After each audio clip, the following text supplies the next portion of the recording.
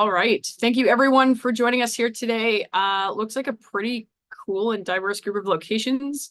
Always love seeing where people are coming from to look at this talk. And this talk, I feel like now it has gained a lot of traction. There is a lot of really interesting discussions happening around it. So if you've seen me give this talk before, welcome back.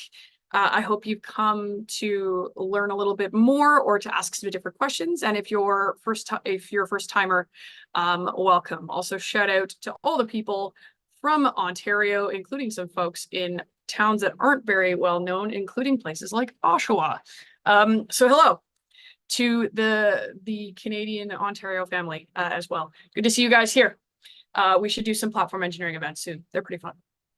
All right, so let's get rolling. So like Maria kindly said, my name is Mallory Haig, and I am the Director of Customer Success at Humanitech. I'm also occasionally called a platform therapist, slightly tongue-in-cheek, but some days I feel that is more true than others. My job at Humanitech is basically to make sure that our customers understand how to apply platform engineering philosophy, as well as best practices with our product. And I have an incredible team that helps me do this, which is really, really fun and exciting. You guys can follow me on LinkedIn. Name is exactly as it is printed on the tin here, but you can also shoot me an email or find me on the platform formerly known as Twitter. Unfortunately, I don't post very much there. It's a bit of a weird place these days. So feel free to get in touch with me via LinkedIn or the platform engineering community or via email if you have any questions. So we're going to cover a couple different things today, mostly related to the minimum viable platform as a concept, but also how you can look at it from both the small, medium business, the SMB perspective versus the enterprise perspective. There's a lot of different things that you need to consider when you are looking at these different sizes of organizations, and I want to make sure that you get some knowledge and tools around doing that. The other thing is I want to give you some of my experience in platform engineering initiatives, and I want to give you the added bonus of not having the problems that most people tend to face when they haven't done this before. So take advantage of the experience of myself and the team and have us help you get through some adoption problems that you might face as you're going through a platform engineering journey. We've been there, we've done that, we've got multiple t-shirts. As you can see, I'm wearing one, and we can help you prevent some common problems. And then finally, something that we started including in this couple months ago, but I think is really important, is a large-scale adoption plan and showing how, if you follow this principle very, very thoroughly, that you can actually have a tangible, realistic plan that also doesn't take 3,000 years in order to get adoption of an internal developer platform. So that is also very exciting. And of course, like always, I'll make sure to have lots of time for questions at the end, because sometimes the questions really are the best part of giving these talks. You guys always come with some really interesting scenarios or things to talk about that I think are applicable to all sorts of scenarios. So we'll get there when we do. Okay. So the first thing is to really explain what a minimum viable platform is. And this is the exact same thing I show our customers when they start this program with us. And the reason why it is the same is because the philosophy that guides it, it doesn't matter at the end of the day, whether you are building your own platform, you're using tools like ours, or you're adapting something that you already have. The principle of building a minimum viable platform should be the same. When we say minimum viable platform, it does kind of mesh with that idea of a minimum viable product. You can kind of think of them that way. But we wanted to specify it was about platforms themselves because there's a bunch of different philosophy that comes with that. I also like to confuse people with acronyms very clearly. So when we think about the MVP, the minimum viable platform, it's really about showing value inside of a platform engineering initiative very, very quickly. The longer these things take, the harder it is for them to take hold inside of an organization. So the faster you can get to showing value to stakeholders, the faster you're going to have adoption and the more successful it will be. So what we find works best during this process is following these kind of requirements If you can identify a pioneering team that's going to help lead the way forward, that's going to be a huge head start. So that means yourself as maybe a platform engineer or an engineering leader of some type, putting a team together that's ready to try something new, explore new horizons, and to make a real difference to the developers as well as the platform engineers in your organization. Next, you need to start by building a simplified representative version of your IDP in the context of like a hello world. So thinking of kind of classic application engineering, you want something that shows the concept inside of your context, and you want it to be representative of the context that it needs to exist inside. Part of that means that you also will need to build a product-like roadmap for iteration and growth. So one of the theories and the philosophies of platform engineering is treating your platform like a product. This follows that. Obviously, it's no different. By the end of this process, you should understand what you would need to do in order to take it to that next level beyond that simplified hello world. How would you actually use this in a production grade system? So that's what you're going to also design inside of this. The next thing you're going to want to do is get the influential stakeholders who can drive adoption on board very quickly and get them excited and maintain that excitement through the process. So that isn't just developers. Platform engineering is often part of developer experience initiatives, but it goes so much further beyond that. It goes into things like finance, it goes into security, it touches business goals and objectives. And if you can get people that are key stakeholders in all of those areas, and you can get them on board and get them excited, it is much easier to have a platform take off inside of an organization. In reality, it's a lot about change management practices and getting those right from day one. And the last thing, but not the least, is that when you do things this way, it's slow and it's sustainable and it's safe. You don't have to win over every single technical team in your org right away. You don't have to win over every single adjacent team right away. So, maybe production level security, you can wait on that because you aren't getting there yet. You're taking your time and you're doing it slowly. So that's really critical and allows you a lot of time to really get something that is valuable to each of the stakeholders that you have to talk to as part of this process. So there's 4 key principles that we try to keep in mind when we design these and we work with customers on designing them. Generally, the first 3 are the most important, and the 4th is what's implied. But we'll go through all 4 separately just in case you haven't seen this before. So like I said, it should be representative. The MVP should use basic resource components, things that are common across the technical estate. So this could be common databases that are referenced inside of the IDP. It's the same CI/CD structure that most applications are using. So if you're using, for example, GitHub Actions to trigger both CI and CD movement, that should be part of that MVP because it's so important to a majority of your organization. The application structure you're considering should be standardized as well. So perhaps that's that classic kind of front end, back end data layer or microservice layer. That's a very common one, but sometimes you'll also see business units broken up into different application structures. So pick the one that suits the best. And then you're going to want to make sure that you're looking at very basic things like ingress and DNS in a way that makes sense for most people to be able to get a feel for what the platform can do quickly. It should also be repeatable. So what you're building should be something that you can reuse again and again, not just from that technical perspective, but also philosophical. You're looking to essentially get yourself a quick start philosophy for onboarding new teams in the future. So if you think about how a house is built, there's a foundation, there's a platform underneath. That is what we're building here. We're building the foundation of the house, and then you can scaffold the walls and everything else around it as you need to. But make sure the foundation is solid. It should also be iterative. So on that same idea of a foundation, you should have something sturdy to build on, but also something that allows you to build up and add more floors and add more complexity. Commitment is required to scale. You cannot and will not solve every problem in this MVP process. It's not the idea, but you should consider what those problems might be that you have to solve down the road. So start small, think about the future, and plan for the future from the very beginning, and you'll be much more successful. But don't try to solve every single problem now. And finally, it's about innovation.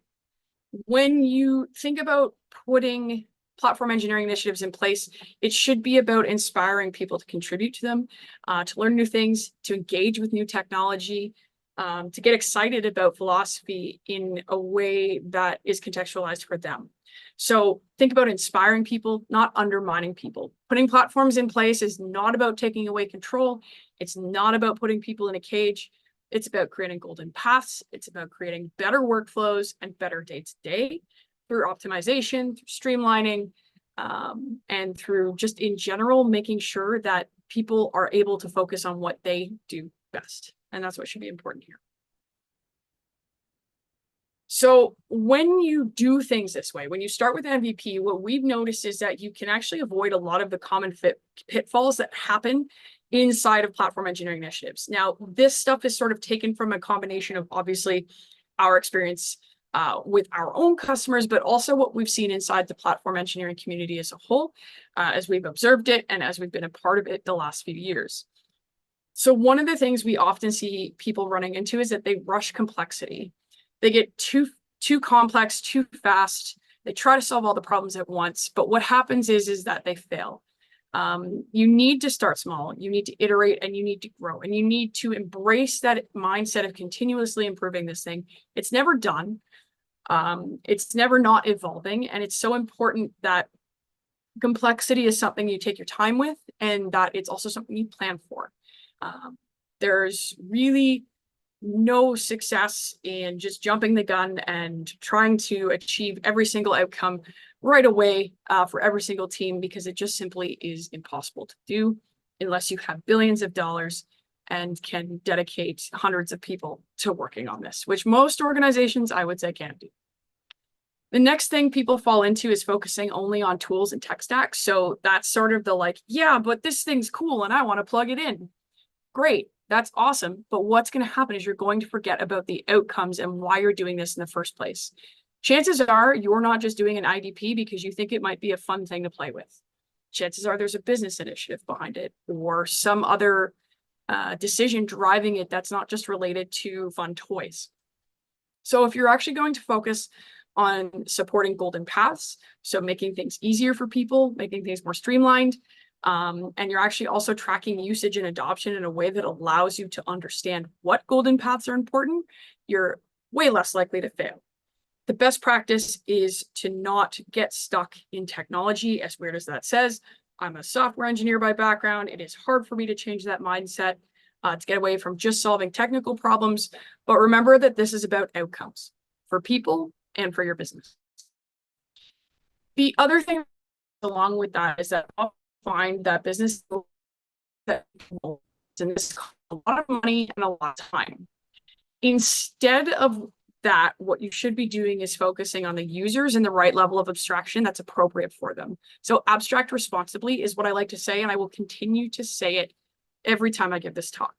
If you focus on productivity, the impact of increasing productivity and adding different streamlining aspects into things, and actually the satisfaction that it brings people and the changes in satisfaction before and after implementing an IDP, that will allow you to get the right feedback in order to grow the product in a way that makes sense.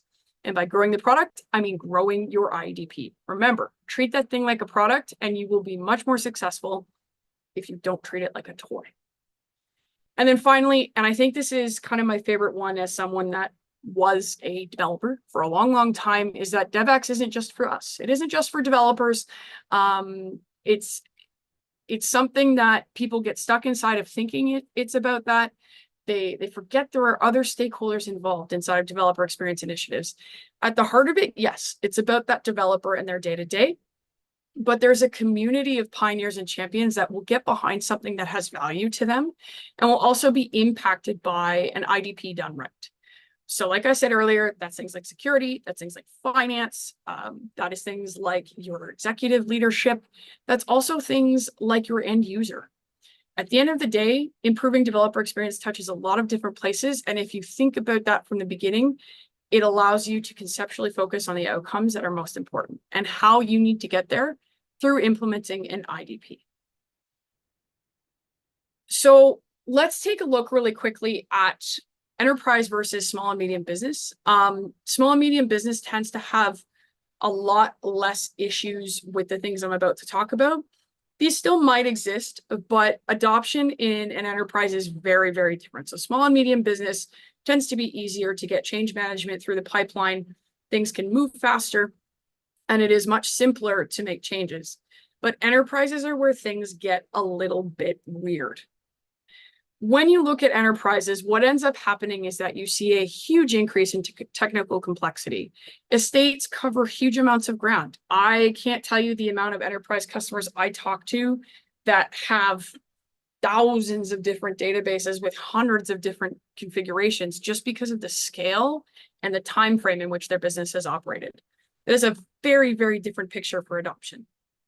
This is also going to require a higher level of stakeholder management when you're putting an IDP into an enterprise, especially if you want to move across an entire org. It's not just about a CTO signing off or saying, yeah, go for it, do the thing. It takes a lot more business engagement and requires almost always some level of very, very, very high management committee approval, not just an individual, because there tends to be a bigger investment involved in building something for enterprise, but also there's too many touch points. There's so many things it has to interact with, and that's critically important. And because of that, the adoption at enterprise scale has to be well planned and it has to be well managed. That's not to say small and medium business can get away with just doing things by the seat of their pants, but the way you do it inside of an enterprise is much more complex than it is inside of an SMB. And I'll get into that a little bit more. But the high level is that there's a lot more alignment required. There's a lot more cross-team communication and cooperation required than you'll get in small and medium-sized businesses who chances are already cooperating that way already. And you may find that there are a lot more different opinions inside of an enterprise. The next thing is that the 80-20 scenario shifts. And when I talk about this, I mean that kind of guiding platform engineering philosophy of building something that works for 80% of scenarios and leaving those 20% outliers to a different day and a different discussion. Sometimes when you're looking at enterprise adoption of IDPs, those 20% of outliers may actually be the most critical components, and you should consider them earlier in the process. This is not the rule. It is an exception, but it is something you need to consider if you are in an enterprise scenario. And the reason I say this is because we've run into this before, where you think you're going to walk into a scenario and know exactly the priorities that you need to have in terms of functionality in an IDP. And then you get talking and you realize, actually, your CDN services need to go first. Or this whole microservice network that's completely greenfield, this can wait. Normally, we would say take your greenfield first, but we need to do some brownfield migrations first in order to make that process smoother. You just have to consider that inside of this process. And finally, everyone's least favorite topic, legacy systems. Inside enterprises, they are almost always inevitable. They will haunt the estate. They will cause grief. But there are some ways to think about it. So let's go through these things in a little bit more detail each. How do you counter them? Well, here's some simple ways. High-level stakeholders should be engaged really, really early on about the value, the return on investment they're likely to get here. Then that ties back to what I said in the beginning about getting them on board early and getting them excited. If you can do that with value and ROI, not just technical jargon, you're more likely to succeed. You also need to plan around the technical complexity, like I mentioned, with a focused and phased project plan and roadmap. I help our customers build these. That's a big part of what I do inside the MVP process, but this is something you can absolutely do as part of a team or with your project managers to get aligned on what that needs to look like. And on that note, you must have strong and aligned project management collaboration between your platform and your application teams. This can also mean between your platform, your infrastructure, your cloud teams, and your application teams. All of the PMs, all of the product owners even need to understand what's going on and be aligned on it in order to make sure that progress happens and you don't get stuck, because that tends to be a thing that will go on when there's not quite 100% alignment between the project managements orgs on each side. And you also need to start thinking about that 20% early on, like I mentioned, and build a migration strategy, support the onboarding of those people through a cyclical iteration. So making sure that you can repeat the same cycle, rinse, repeat over and over again until you're able to move to the next cohort of folks to onboard. And then finally, considering where and if legacy systems fit into this process. Do you need to get them on your IDP? Are there initiatives to move away from them? How can you get on with that? Or is it even worth thinking about? So a couple things that I want to mention specifically about the points here. We'll start with the high-level stakeholders. And the really big thing and the biggest piece of advice I can give you is to think from the outcome-focused perspective. Start early, share project plans with these folks, get them on board with success criteria and outcomes. Yes, this is very classic customer success stuff, but it's also really important. There's a reason why it's stuck inside of this segment of the industry for so long. When we can showcase value that is beyond just technical checklists to people who can make decisions, it is much easier to get things adopted. Your success criteria can be driven by technical requirements, but there should also be a level of outcome that is driven by business needs, business initiatives, and things that benefit the company as a whole. And that leads right into my second point about outcomes need to be aligned with business priorities. So this could be things like improving time to market, being more revenue driven, moving away from being purely product driven and moving into kind of a product scenario. This could mean something like increasing customer trust, so better security posturing. You could have an initiative to be more competitive, get things done and launched faster than your closest competitor. That's something you can align a platform engineering initiative with pretty easily. What also is important is that you regularly report on the progress towards the success criteria and outcomes you outline with these stakeholders. And don't just include the big wins, but include the team light bulb moments as well. You'll often get inside of this process a moment where a developer says, oh man, I really want that. Once they see a golden path demo to them with an IDP. And then sharing that thing with those high-level stakeholders is important because it shows bottom-up want and need for the thing that you're building. So that's really important too. Next, and this is something we do a lot of, is scheduling demos and updates as part of QBRs. We help our customers build these.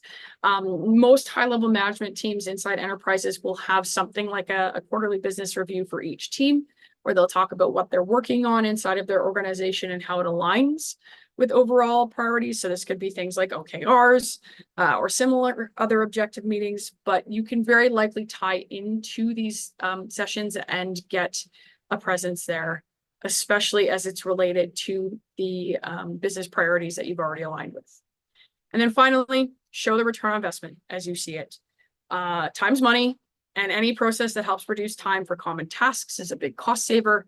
If you're able to demonstrate very clearly that there is a return on investment to your platform engineering initiative, it is way more likely to gain traction and pick up steam. And actually, there's a lot of scenarios that I see where other teams that see high ROI for the folks that start early on a platform are commonly the next ones to jump on board. They just get excited about it. They can use that money budget saving for something else. Maybe that's hiring additional developers. Maybe that's investing in some other technology that's very interesting. You know, I see a lot of AI investment right now. Maybe that's what that looks like. It depends on each org, but it's definitely something important to consider. Aligning your project managers with a migration plan is also really important. So their strategy and how the migration should go as a whole should be aligned, like I mentioned. The strength of the collaboration is going to be incredibly important. So both sides, even though there tend to be multiple here, should be on the same page.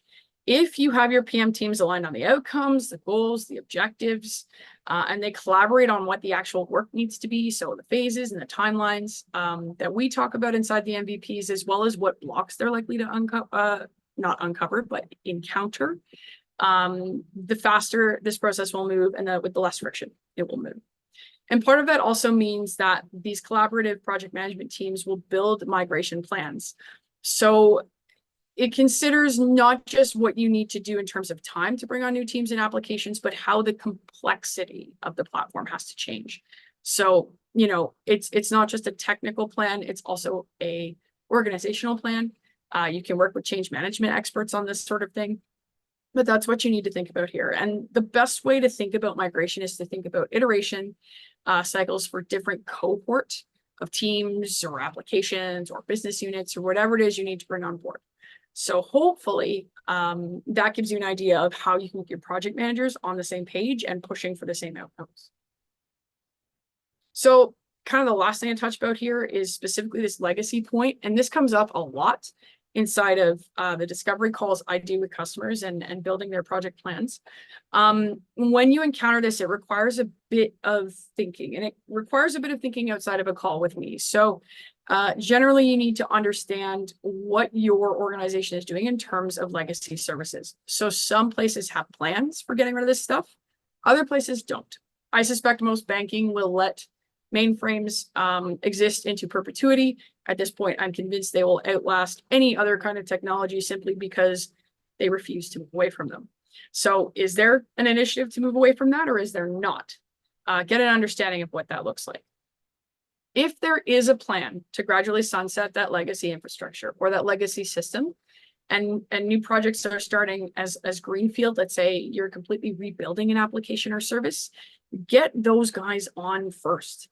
Bring them onto the platform as day zero. Their whole application should be built around the platform as a heart of its design. So be best practice from day one.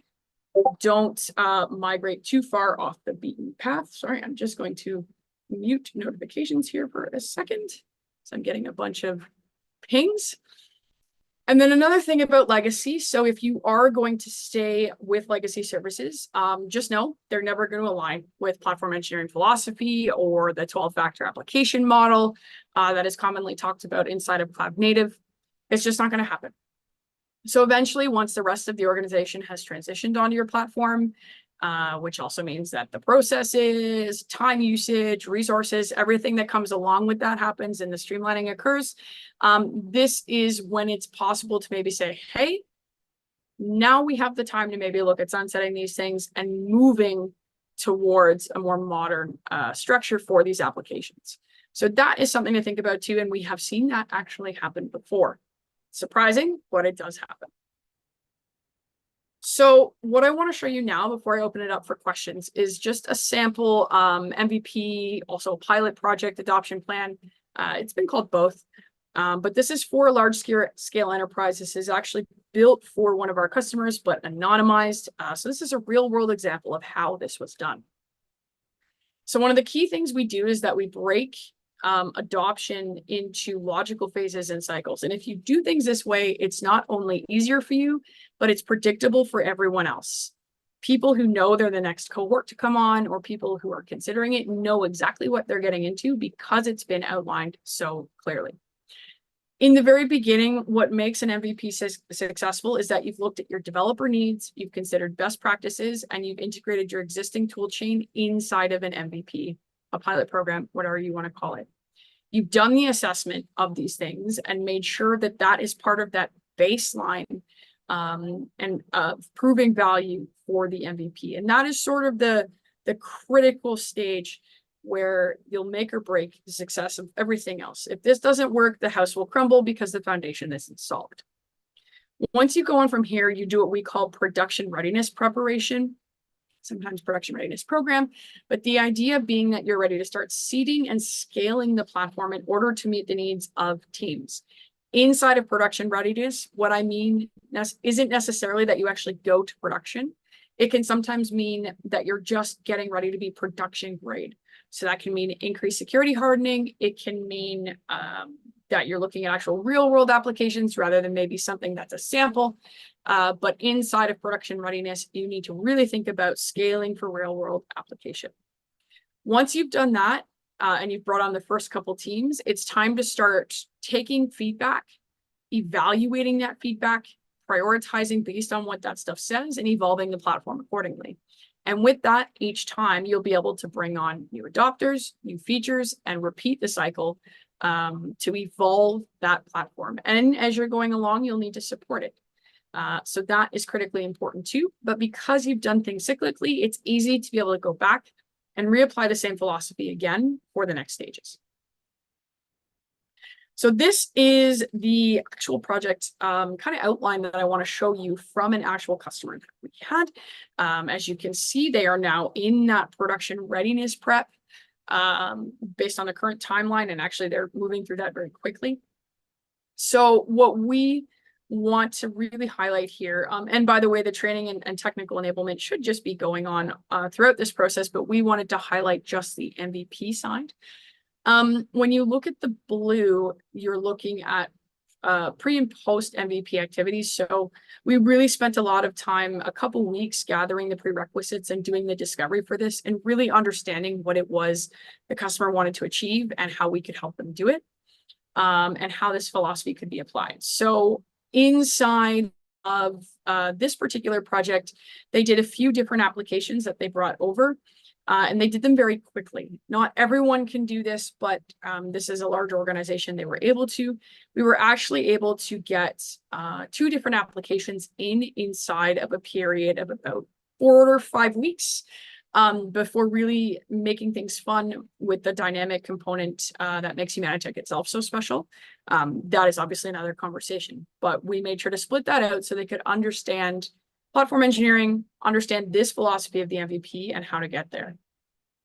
So towards the middle of April, we were starting to look at the more in-depth security integrations for what would need to be done to head towards production readiness, but also the basic stuff that needed to get the MVP working. And then we were able to plug in CI and CD, do some environment optimizations around that. So, automatic environment promotion, things like canary deployments or blue-green is something we can start thinking about in here, and getting all that set up before we really evaluate the golden paths, work with the developer teams from these first 2 apps to understand what their feedback is and evolve the platform from there. Once the customer is satisfied with that and their teams are satisfied with that, we can move on to getting things ready to go production grade, which is where they are actively right now. And that's moving really well. Essentially, those first 2 applications were ready to be production grade by the middle of June. And now it's looking at everything else inside the process and starting to prepare for the broader org itself. So you can get things done pretty quickly. You don't have to move at the scale of doing 2 applications. Obviously, that's a lot. Even if you just start with 1 and it's a sample app, that's a great place to start and demo inside of your organization and being able to move from there. So that is something to consider.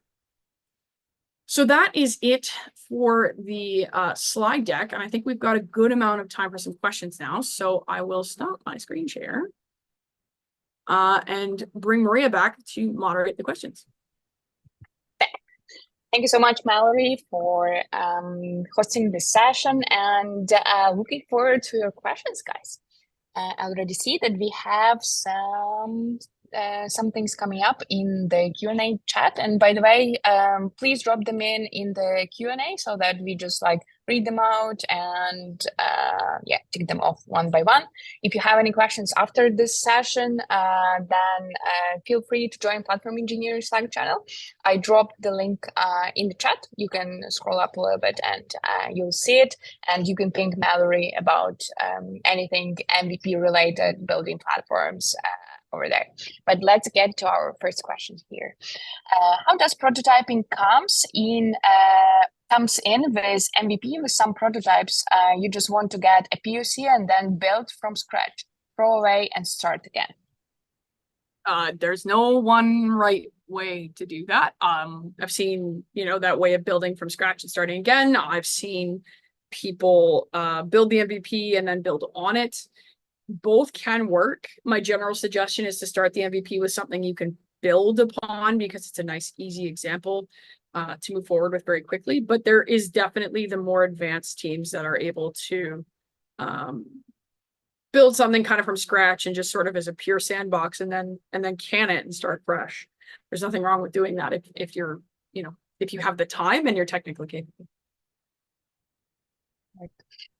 Is it possible to succeed with a platform that has already failed to gain the expected traction while attempting to scale out to more users? This is assuming that the lack of demand is caused by fundamentally wrong assumptions made about what developers need. Yep, you can do it. It's just really hard. Sometimes you've burned the bridge partially and you need to rebuild it before you can get anywhere. And that is a real challenge. And it's one of those things that we do see. I would say what's really important there is to be very open with developers and any kind of other stakeholders that maybe shut it down. And rather than saying, this is what you want, ask them what it is they need. and show them how you can meet those requirements. So don't just, assume things. Assumptions will never get anyone anywhere, not just inside this, but in anywhere in general. Making an assumption is not always the safest thing to do. Ask, what is it you actually need? And maybe not in the context of a platform. One of the things that's a very safe way to explore ways you can make developers' lives better, or just anyone's, is to ask them what it is that sucks about their day-to-day. What process is hard? What do they hate waiting for?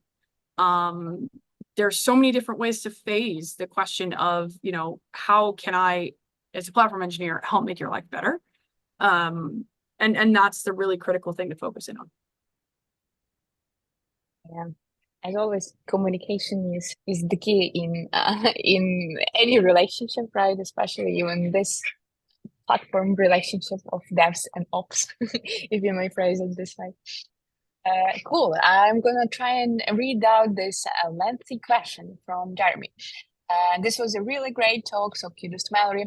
I'm starting an MVP project at a client. They seem to know what they want. They have their business outcome clearly defined, tech stack, preferred infrastructure, and tooling laid out.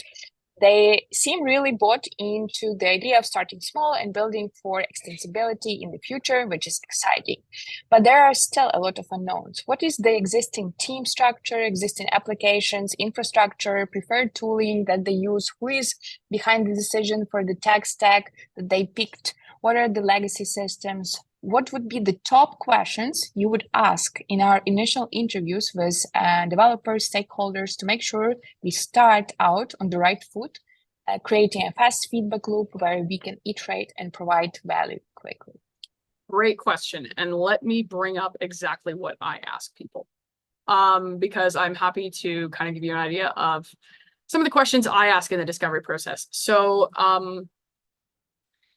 the most critical questions that I will ask our customers when they start with us is there's 5.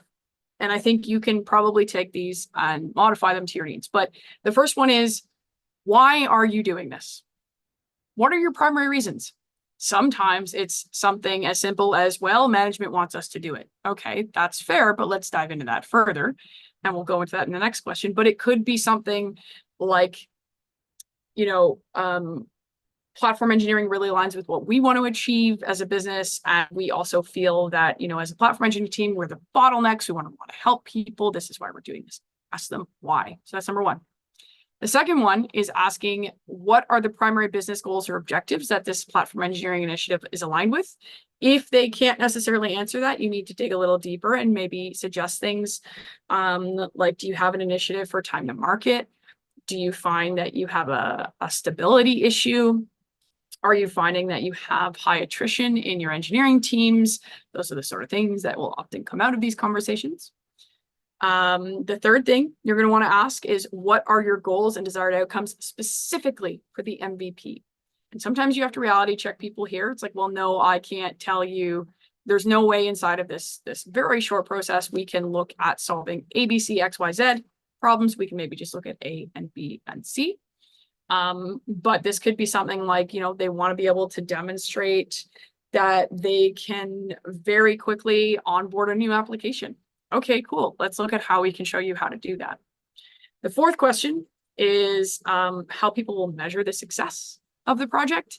That's incredibly critical, and sometimes you will not get an answer here. You will have to come up with something for them, but this can be things along the lines of demonstrating X reduction in time to do A, stuff like that. And also, it's very important to ask about timelines. From the perspective of, you need to understand what kind of pressure this team is under, but also, when do they think they would like to have their entire organization on top of this platform? It's good to know because it also allows you to plan around complexity. So those are the 5 primary questions, but you can also ask in terms of really understanding technology. So what I have on my list is, what pain points do developers and platform engineers feel?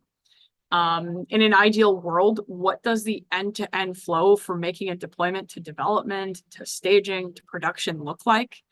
Some people will draw diagrams. It's kind of cool.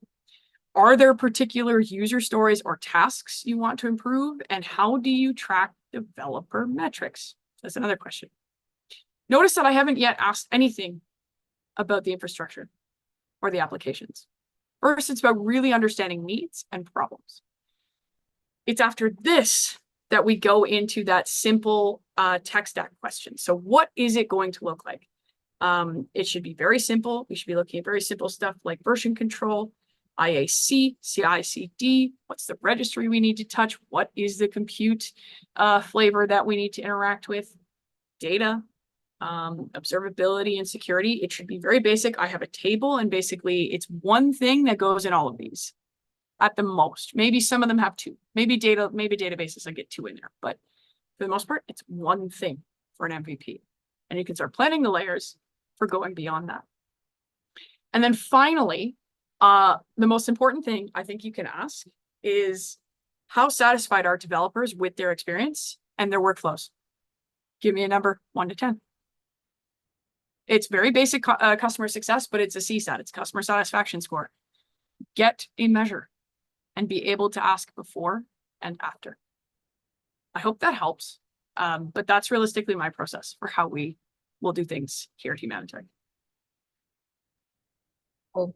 Thank you so much, Mallory. And Jeremy, feel free to share if this is something how you also were thinking about it. Very curious to learn as well. Up to the next question. Jeremy says, I was furiously taking notes. Very cool. Good. I should write a blog post on this at some point, probably, but yeah, that's true. Next question. How do you manage stakeholder expectations when they want to add complex features to an MVP too soon? There are 3 bajillion examples of why doing that is not a great idea. There is so many different, there's like Medium articles, there's LinkedIn posts, there's platform con talks about why doing that is an absolutely horrific idea and why it will set you up to fail. But this is where you can literally, I will tend to put my foot down and just say no. If you want to achieve ABC outcomes inside of XYZ period of time, we simply can't do it. But part of it is really just highlighting the purpose is not to solve all the technical problems at once, it's to show value quickly. Is there value in solving all technical problems? Sure, but you don't need to do it all at once. What you need to do quickly is understand the problem and showcase the solution, and not understand the problem in, well, no, I want to use Istio. Okay, that's cool, but why? Keep asking why until you get to sort of that root question. And then you're able to showcase probably something against that value prop that may not be necessarily implementing Istio into the platform yet, but it might just be showcasing some other security component or just an overall more secure structure because you're putting limits in place where, you can put Istio in a couple months, no problem. But right now I'm going to show you how this meets the same outcome in a less technical way. It's a little bit about just understanding what you're trying to achieve and why you're trying to achieve it. And if you really can't do that, then you're not asking the right questions.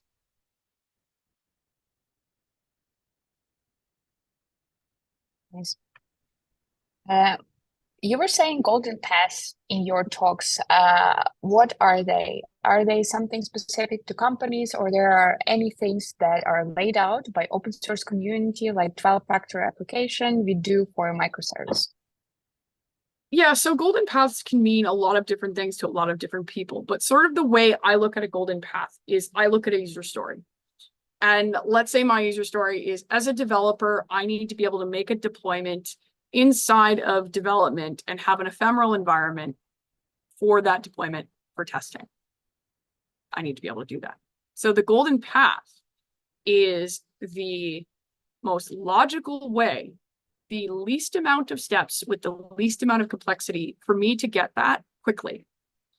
A golden cage would be another thing that will come up sometimes, or a cage will be something that will come up. That would be that I would always have to have an ephemeral environment, or I could never have an ephemeral environment. It's kind of a Boolean, it's true or false. I either have it or I don't. And that I'm limited, and I maybe have to go ask for something, and I have to demand something from someone. That would be unideal. But what would be ideal, the golden path, would be the simplest way for me to get that thing in the least amount of time. with the least amount of complexity. So the most abstracted, intelligent way. So an example of a golden path in that scenario would be that I just make the deployment with a parameter requested inside of a score file. If you're not sure what score is, it is our open source project. You can check it out, CNCF. It is now part of the CNCF, which is brilliant. But I want to make a deployment with that score file that says, hey, I need to be able to test this in an ephemeral environment, and here's the information I need it to be able to have. That is the easiest thing. I don't need to wait for someone in ops. I don't need to go press a button somewhere. I just get a kickback that says, here is your ephemeral environment. And that's it. It's very simple. That's the golden path. And ideally, if I wanted to go off it, I could, but the incentive to stay on the path and save time and save energy effectively is much better.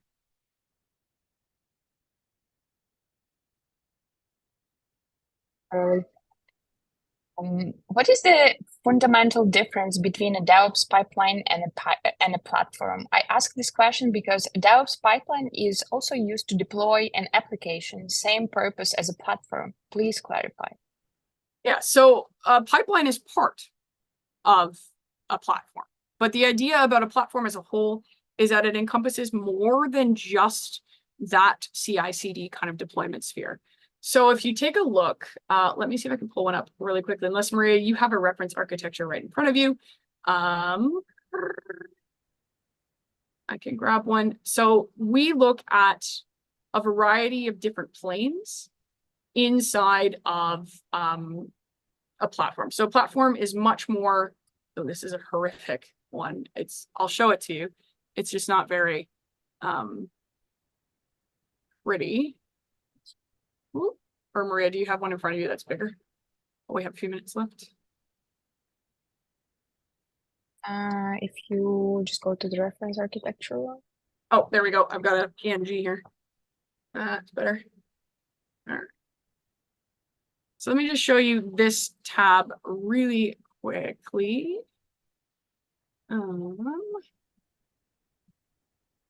Okay, so let's look at this tab here. So this is a reference architecture, and what this is just an AWS example. So your CI/CD, your DevOps pipeline sits inside of, good God, didn't need to do that, sorry. This integration and delivery plane. But what a platform is it touches all of the planes and links them together. This is a particular example, obviously using Humanitech, but there are tons of them around the platform engineering community that will give you some different context. So there are so many different things that the application, the deployment, and / by extension, the developer has to interact with. And it's all of these different things. The idea behind a platform being that it's all tied together, it's all unified. You have single sources of truth. Sometimes this can be Git repositories. Sometimes this is portals. Sometimes this is other methodologies of doing things. But at the end of the day, everything is connected. And everything is made to work together. There's no siloing per se. Monitoring and logging works well with understanding all of the different components of the integration and delivery plane, while also making sure the developer has a way of self-serving that knowledge. Platforms are a unification. It is the fence around the whole experience of building and deploying and managing applications.